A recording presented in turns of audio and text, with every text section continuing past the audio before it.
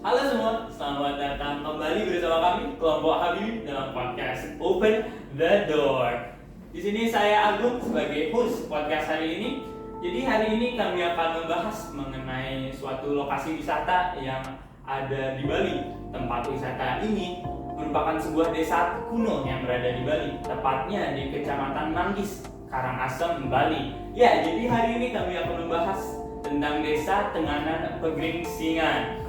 Dan pada hari ini saya sudah mengundang salah satu teman saya sebagai penerang topik yang akan membantu saya untuk menjawab beberapa pertanyaan yang akan muncul di podcast hari ini. Tepuk tangan semuanya untuk Alin. Baik, sorry Agung. Oke, sorry. Makasih ya udah mau join podcast hari ini. Jadi sebelum aku mulai, kamu tahu kan kita mau bahas apa hari ini? Tahu. Kita bakal ngebahas desa Tenganan kan? Iya, benar. Jadi desa Tenganan itu seperti yang aku bilang tadi adalah desa kuno yang ada di Kabupaten Karangasem yang pola kehidupannya itu mencerminkan kebudayaan dan juga adat istiadat Bali Age atau pra-Hindu gitu. Jadi bisa dibilang tradisi mereka itu beda sama tradisi masyarakat Bali secara umumnya gitu. Tradisi kayak perang pandan itu kan? Ya benar, ya gitu lah. Pokoknya jadi selain itu mereka juga nggak pakai sistem kasta gitu kayak kita di sini. Kita kan pakai kayak gelar-gelar I Gusti, Ceporde, Anak Agung gitu. Nah jadi mereka itu nggak pakai yang kayak gitu. Mereka cuma pakai nama-nama standar kayak I Putu, I Made, I Ketut kayak gitu. Kira-kira kenapa ya? Kalau kenapa itu aku masih kurang tahu sih. Tapi ya yang pasti mereka juga masih ngikutin tradisi-tradisi Bali Age, pra-Hindu gitu. Tapi dari yang aku baca di Google itu ya, katanya kalau mereka emang nggak kena kasta, mereka tuh ada sistem pembagiannya sendiri, namanya berdasarkan klan kalau nggak salah. Tapi itu kan mereka udah nggak pakai lagi. Soalnya berdasarkan apa yang aku dengar, mereka tuh nganggap semua sama keseluruhan desa dan apapun yang ada desa itu tuh milik bersama. Jadi nggak ada yang beda-bedain. Oh, jadi menurut mereka semua di sana itu equal atau sama gitu ya? Keren juga ya. Jadi kebersamaannya itu lebih kerasa juga kalau gitu. Menurutku sih ya enakan kayak gitu juga. Jadi semuanya sama gitu, nggak ada yang membeda-bedakan kita. Gitu. Bisa dibilang hubungan antar persaudaraan mereka sama antar manusia itu emang erat. Tapi kalau dilihat juga hubungan mereka dengan Tuhan dan dengan lingkungan sekitar itu juga erat juga. Benar. Tapi jujur aku juga jadi penasaran sama sejarahnya sih. Kira-kira kapan desa Tenganan ini dibangun? Apa dari dulu mereka udah menjunjung tinggi tradisi-tradisi kayak ini gitu? Kayaknya aku sempat baca di mana itu tentang sejarahnya desa Tenganan, tapi sejarah mereka tuh agak remang-remang gitu loh. Mau remang-remang atau enggak juga nggak apa-apa sih. Aku cuma penasaran juga gitu. Okay then. Alright, I'll tell you the story. I'm not gonna start from the beginning karena masih ada misteri di baliknya. Because some of them said that the people of the village was already in the village in the early 11th century, and it's also written on one of their oldest forms of literature, like a prasasti of some sorts. That's pretty cool and interesting. But let's start from the important parts here, okay? Alright, so the building of Tenganan village was something that occurred after the tragic fire of 1841 that burnt down the whole village. So after that, the people of the village began to reconstruct and rewrite their Lontar Awig-Awig, where the Lontar Awig-Awig is basically like a composed rules for the village, where it works as something that controls the social construct in the village. So this was written by a man named Madigurit, and it has 61 chapters. And it is said that the Awig-Awig is the oldest form of the literature in the village, and the rules written in that script or like in that lontar-lontar is still used until today. Oh, that is genuinely so cool though. Aku nggak bisa ngebayangin seberapa erat mereka megang tradisi mereka kan. Kalau hitung-hitung, ya kalau nggak salah ya, lontar Awig-Awig itu udah ada sekitar 200 tahun lebih ya. Iya benar. That's something really admirable, honestly. Tapi aku kalau boleh balik ke topik kasta lagi. Mereka kenapa ya nggak pakai kasta gitu? Apa mungkin mereka nggak terlalu ngikutin pengaruh kerajaan Majapahit dulu? Wait. Kerajaan Majapahit apa hubungannya? Oke, jadi seperti yang kita tahu, kerajaan Majapahit itu kerajaan bercorak Hindu yang berada di wilayah Jawa Timur kan. Tapi seperti yang kita tahu juga, kekuasaan Majapahit itu luas di seluruh Nusantara. Ini juga diakibatkan atau dihasilkan karena Sumpah Palapa yang dibuat oleh Patih Gajah Mada gitu. Jadi dulu tuh kerajaan Majapahit juga menggunakan sistem kasta. Kalau dibilang di pertengahan berdirinya kerajaan itu, mereka juga menggunakan kasta sama kayak kita, kayak Brahmana, Ksatria, Waisya, sama Sudra. Tapi kalau misalnya kita lihat ke belakang-belakangnya itu mereka juga menggunakan sistem kasta yang berbeda. Tapi ini terdiri dari 3. Itu konsepnya sama, tapi hanya nama-nama yang berbeda. Jadi mereka tuh menggunakan Candala, mereka sama Tuka. Jadi Candala itu kasta paling tinggi pokoknya. Itu dihasilkan dari penggabungan anak laki-laki Sudra dan anak perempuan yang bisa aja kastanya Brahmana, Waisya atau Ksatria. Terus mereka tuh semua bangsa di luar Arya yang tanpa pandang bahasa dan warna kulit. Mungkin maksudnya itu kayak yang jadi pedagang-pedagang dulu gitu ya. Terus pokoknya Tuka itu kasta paling rendah, kayak golongan ketiga ini. Mereka tuh mencakup orang-orang haram yang merugikan kerajaan atau merugikan lingkungan mereka dulu itu. Bisa dianggap juga kayak penjahat.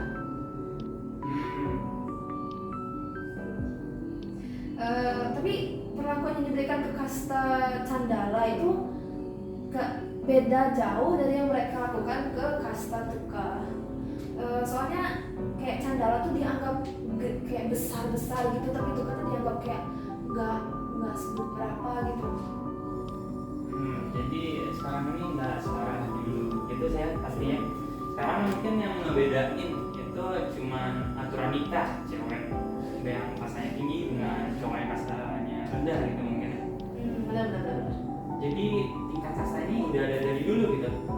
Aku juga nggak kaget sih, tapi menarik juga gitu dengar informasi kayak gini. Tapi kalau boleh tahu, kamu kan ada ngebahas tentang Awi-Gawi kan? Awi-Gawi itu apa sih benar? Jadi Awi-Gawi itu kayak sekumpulan aturan di mana tuh Awi-Gawi mengatur kelakuan sosial seperti aturan perkawinan sama aturan tentang perlakuan terhadap tanaman. Ada juga yang lain-lainnya tapi itu aja. Perlakuan terhadap tanaman itu kayak gimana sih maksudnya? Jadi ya kan kita pertama datang ke sana tuh ada pengenalan dari Pak Kadusnya. Dia tuh sempat membahas beberapa aturan-aturan dan salah satunya tuh ada aturan yang mengatur perlakuan mereka terhadap tanaman di sekitar mereka. Contohnya tuh pohon gak boleh ditebang sebelum mereka tuh udah mati.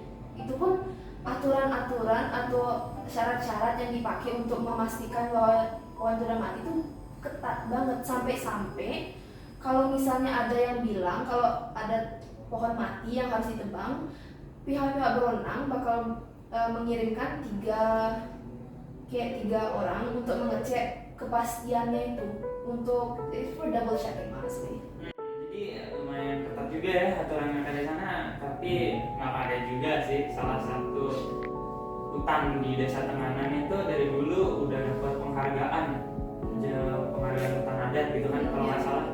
Sekarang jadi lebih jelas kenapa gitu. Kalau nggak salah Desa Tenganan itu memang dikelilingi oleh hutan kan ya.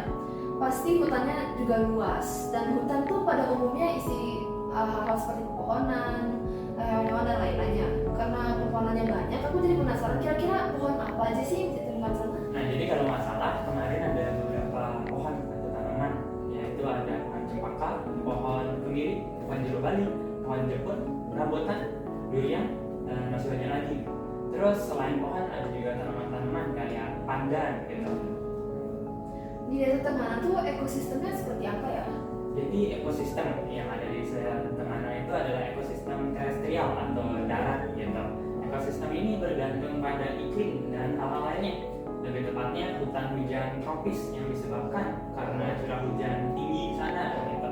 Yang menyebabkan juga banyak pohon yang tumbuh di Desa Tenganan ini. Kira-kira komponen dalam ekosistem di Tenganan itu apa saja ya? Apa aja interaksi yang terjadi antar komponen di situ?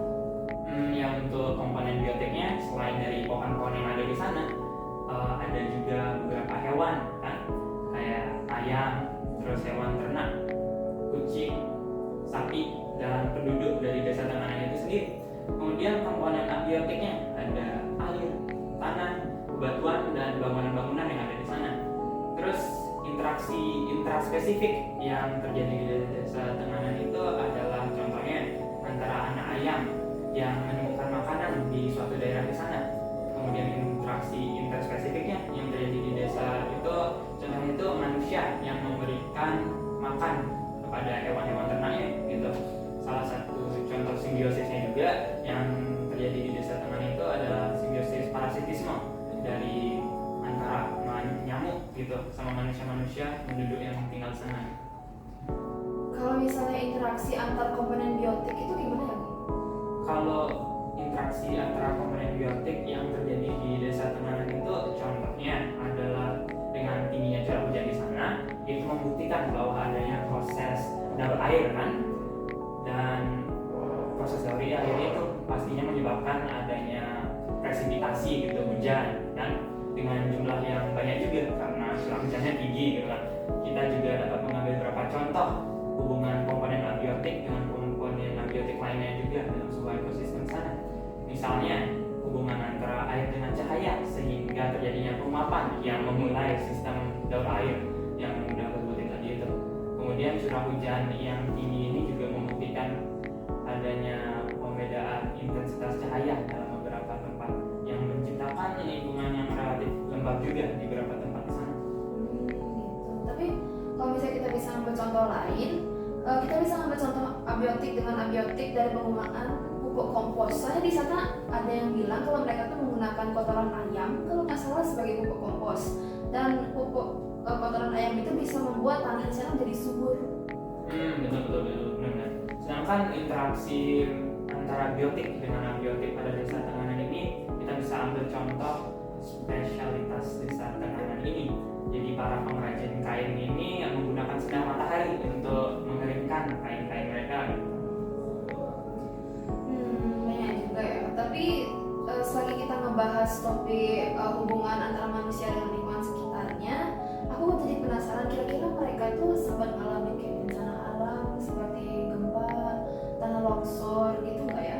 Ya juga ada juga warga yang sempat bilang di sana kalau mereka itu sebenarnya lumayan sering juga ngalamin gempa-gempa gitu. Ukuran dari gempa ini juga lumayan besar. Kalau menurut aku nih ada kemungkinan gempa-gempa yang terjadi di sana itu adalah gempa vulkanik gitu, karena wilayahnya itu lumayan dekat sama Gunung Agung kan. Ya tapi gempa vulkanik emang ada berapa jenis gempa sih Bu? Nah jadi gempa ini bisa dibagi menjadi 3 gitu. Ada tektonik, vulkanik, dan runtuhan. Nah jadi karena kondisi geografisnya, aku berspekulasi nih kira-kira gempa yang melintasi desa Tenganan ini itu termasuk dari gempa vulkanik gitu. Kenapa? Karena gempa vulkanik ini adalah gempa atau getaran bumi yang disebabkan oleh adanya aktivitas vulkanik, yaitu letusan gunung berapi. Seperti yang saya katakan tadi, yang aku bilang tadi kan dekat Gunung Agung tuh. Jadi baik sebelum, di saat maupun setelah terjadinya aktivitas vulkanik tersebut.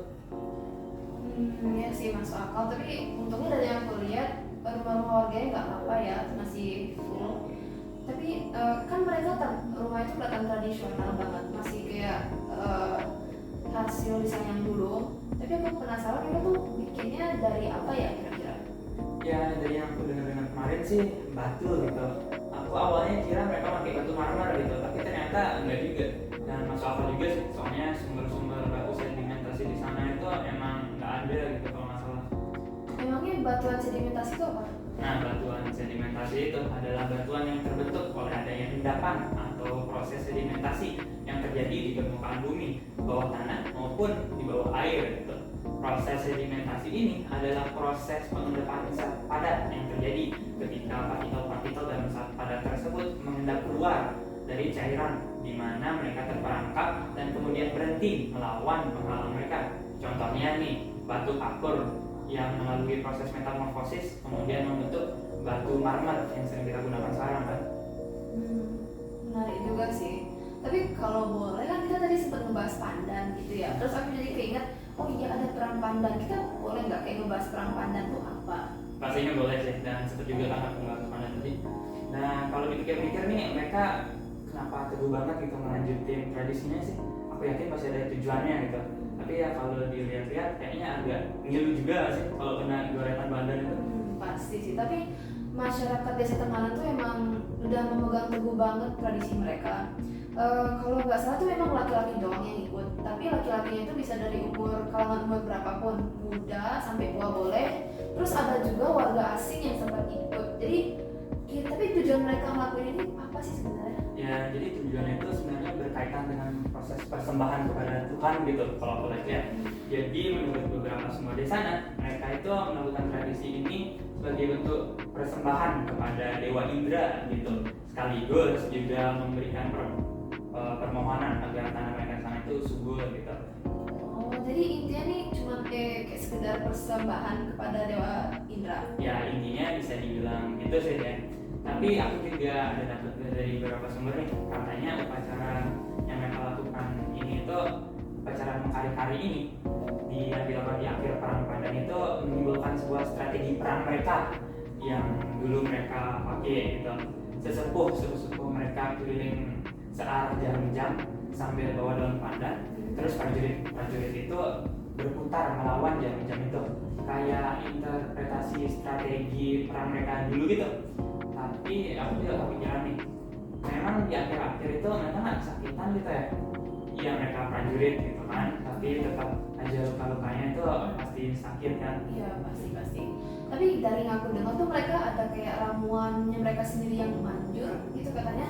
Kalau nggak salah sebutannya boreh kare, boreh yang dibuat oleh daha-daha di desa, terutama daha Nyoman. Jadi ini boreh kare ini dibuat dari campuran lengkuas, kunyit, sama cuka tahunan. Dan yang aku dengar sih manjur banget ya. Emangnya apa sih yang membuat boreh kare ya ini? Boreh kare ini manjur banget, kenapa? Katanya sih yang bikin manjur banget nih cuka tahunannya. Soalnya cuka itu mengandung kandungan asam asetat atau CH3COOH yang bisa dijadikan alternatif dressing topikal yang efektif untuk perawatan luka, khususnya luka terinfeksi. Dalam kasus ini kandungan cuka tahunan yang dicampurkan kepada boreh ini merupakan salah satu unsur yang membuat obat mereka tuh manjur banget. CH3COOH ini terbentuk dari karbon, hidrogen, sama oksigen kan? Benar. Jadi bentuk ikatannya itu ikatan kovalen, di mana ikatan kovalen itu berarti itu ikatan antara atom-atom non-logam. Wow, kayaknya tradisi mereka itu emang penting banget ya buat mereka. Salut sih. Tapi aku jadi penasaran, kan kita lihat di sini mereka masih memegang teguh tradisi mereka. Tapi pandangan mereka terhadap kehidupan sekarang itu gimana sih? Soalnya pastinya pandangan kita sama mereka tuh ada perbedaannya. Tapi sampai mana sih perbedaannya itu? Ya pasti kan, mereka juga masih pakai tradisi dari ada gitu. Dan dari yang kita dengar itu dari salah satu warga di sana, ada yang juga dari kita amati itu perkembangan pemikiran dan juga teknologinya itu masih setara gitu sama kita. Kalau dilihat dari aspek perkembangan teknologinya, mereka juga udah pakai gadget-gadget kayak telepon, kemudian televisi, bahkan mereka juga udah manfaatin wifi gitu. Oh iya kan, kita lihat ada anak kecil yang bisa main Free Fire kemarin ya. Benar. Jadi desa Tenganan ini juga ada akun Instagram sama Facebooknya nih. Untuk Instagramnya itu @tenganan.pegengsingan gitu. Terus untuk akun Facebooknya itu Tenganan.pegengsingan gitu aja.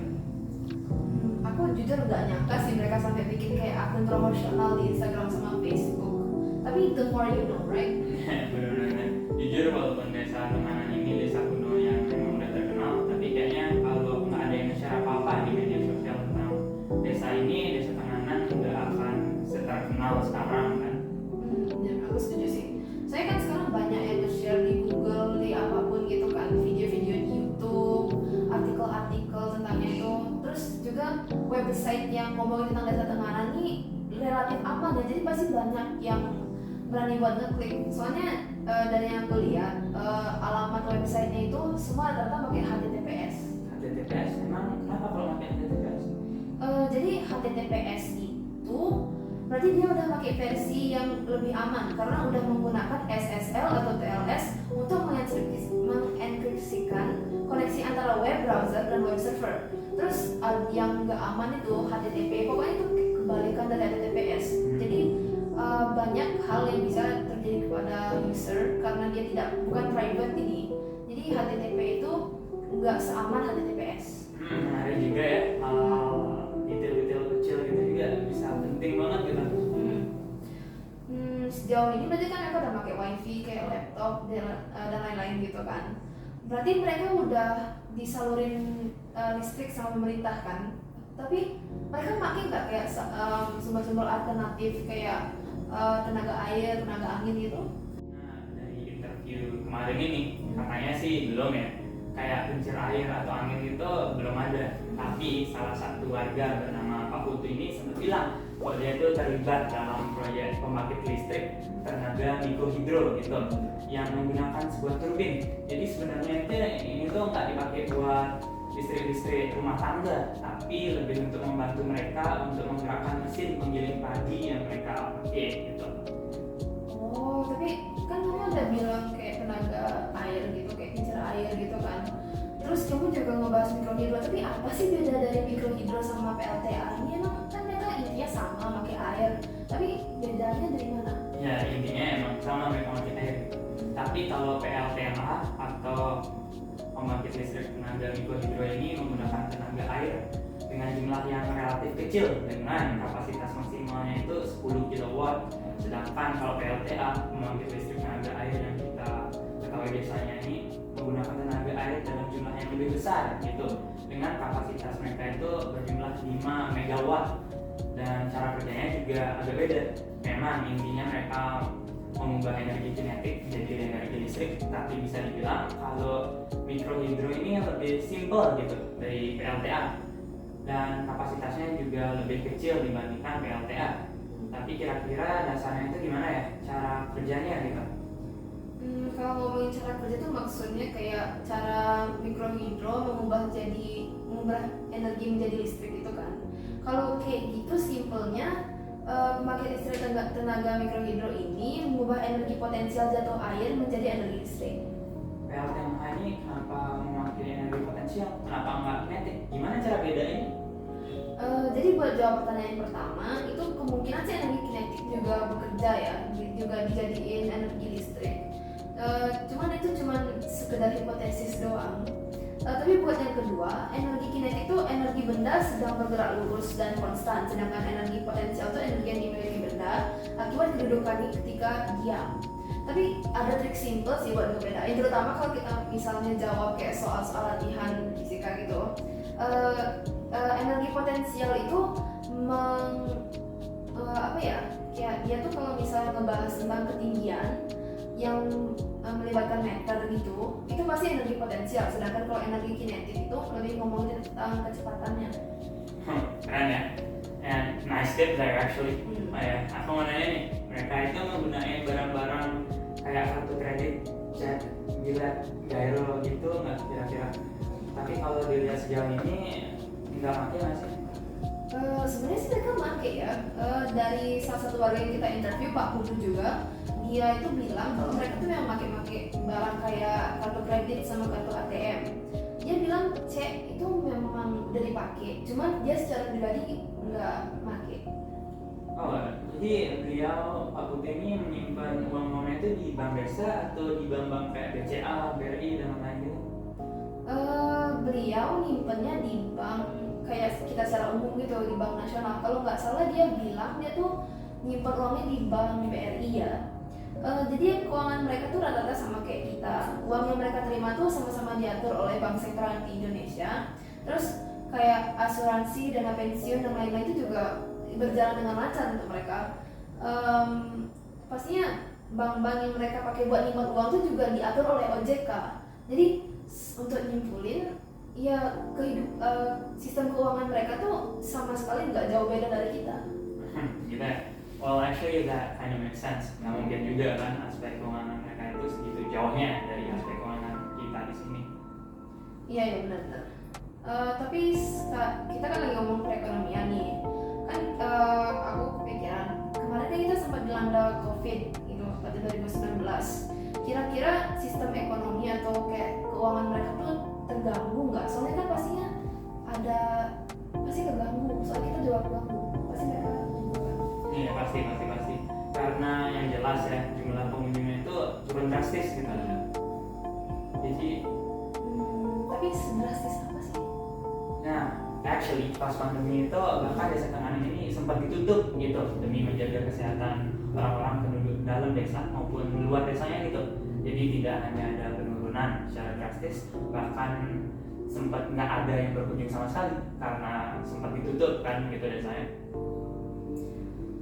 Gitu tadi bisa dibilang pada 2020-2021 itu 100% tingkat pengunjungnya turun ya. Aku sempat dengar di tahun-tahun itu juga sampai nggak ada pengunjung sama sekali. Iya benar. Tapi untungnya di pertengahan 2021 udah mulai ada yang berkunjung juga. Katanya grafik pengunjungnya semakin naik terus hingga sekarang di tahun 2023 pengunjungnya itu sampai udah kembali lagi kayak dulu gitu. Sayangnya di periode pas nggak ada pengunjung ini membuat souvenir dan kayak di sana juga jadi kehilangan penghasilan mereka gitu kan. Pasti itu menyebabkan kayak kesenjangan di antara mereka kan ya. Soalnya bisa dibilang secara ekonomis mereka kesulitan mungkin ya untuk beberapa yang kehilangan sumber penghasilannya. Ya bisa dibilang gitu juga. Tapi ya pastinya ini karena faktor struktural atau faktor luarnya. Mereka juga nggak bisa mengendalikan situasi mereka juga kan. Dan untungnya hal-hal kayak gini tuh gak pernah berakhir ke konflik kayak demo atau apapun lah itu. Pastinya mereka juga dapat bantuan juga dari anggota-anggota desa dan pihak-pihak berwenang di sana. Benar, tapi kenapa bisa kayak demo sih? Ya karena adanya kesenjangan gitu kan, perasaan tidak adil di masyarakat. Ini kenapa masyarakat masih berpenghasilan tapi saya harus kesusahan? Gitu sih. Jadi itu dah pokoknya. Tentunya itu salah satu gejala-gejalanya. Demo itu salah satu bentuk dari fenomenanya. Karena ya kan demo itu terjadi sekali-sekali gitu. Tapi kemiskinan dan rasa ketidakadilan itu kan konstan dan sering terjadi. Ya benar. Tapi jujur di waktu-waktu yang susah kayak gini mereka masih bisa teguh gitu ya. Jadi jujur aku salut banget sama mereka. Pasti mereka tuh dari dulu punya kayak ketua desa yang bagus-bagus ya. Ya pasti. Terutama berbekal mereka yang pertama nih, nama beliau itu Ikati. Jadi beliau ini menjabat pada tahun 1933 sampai 1940. Kemudian Ikati ini digantikan oleh yang namanya Inengah Suji yang menjabat pada tahun 1941 sampai dengan tahun 1952 gitu. Ada cerita menariknya sih di baliknya ini. Jadi Ikati ini sebelum dia bekerja sebagai pemerintah bentar ya.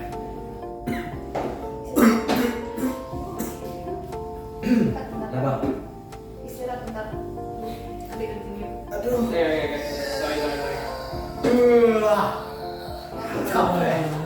Capek gitu. Gini. Gimana? Salah di mana itu? Salah di mana kan itu? Ini yang barusan aku bilang. Kurang lagi berapa pelajaran? Ini kayak lagi berapa page? Dikit. Mulai ya. Sampai dari mana nih mulai? Karti. Bagian kartunya ada. Yang Pasti dong itu. pasti dong. Oke. Ya. Wait. Oke, I'm waiting. Udah? Dari tadi. Oh. Oke. Pasti dong. Pasti dong, terutama perbekal pertama mereka. Nama beliau itu Ikati. Ia menjabat pada tahun 1933 sampai 1940. Kemudian Ikati ini digantikan oleh yang namanya Inengah Suji yang menjabat pada tahun 1941 sampai 1952. Ada cerita menarik sih di baliknya yang diceritakan tentang Ikati. Jadi sebelumnya ia itu bekerja sebagai pegawai pemerintah kolonial Belanda gitu. Karena Belanda dulu itu mempekerjakan orang-orang asli dari situ untuk menghemat biaya personilnya. Jadi ia itu yang mulai administrasi desa sana. Tapi memang pergantian ketua desa tuh terjadi berapa tahun sekali sih? Nah dulu sih berperiode gitu sesuai dengan apa yang ditulis di undang-undang desa. Tapi dari yang aku dengar itu setiap 6 tahun ya gitu.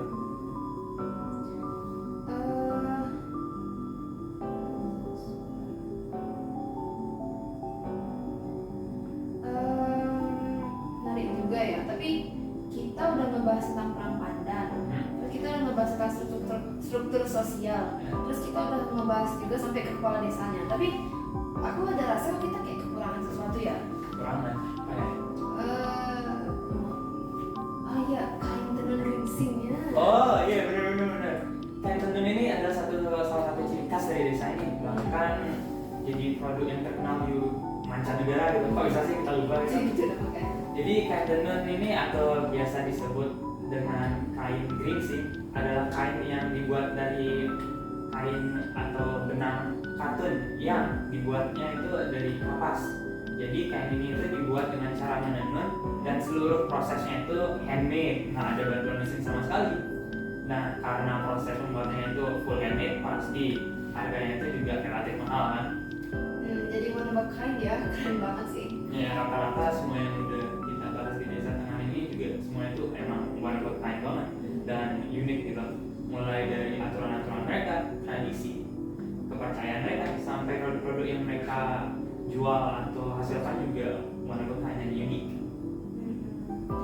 Jadi karena itu sih aku jadi pengen datang lagi ke sana. Keren banget pokoknya soalnya. Ya, mikir aku juga sih. Tapi semoga pemirsa yang lagi nonton ini juga tertarik ya buat berkunjung.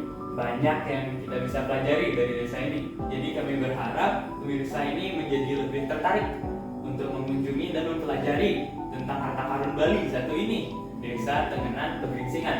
Dan ya sekian pertanyaan dan info yang bisa aku kasih. Kalau ada yang gimana? Ada tambahan? Enggak sih, cukup aja dari aku. Oke, dan kalau gitu sekian dari podcast kami pada hari ini. Stay tuned for our next content. It is time to close the door. Selamat tinggal dan sampai jumpa semuanya.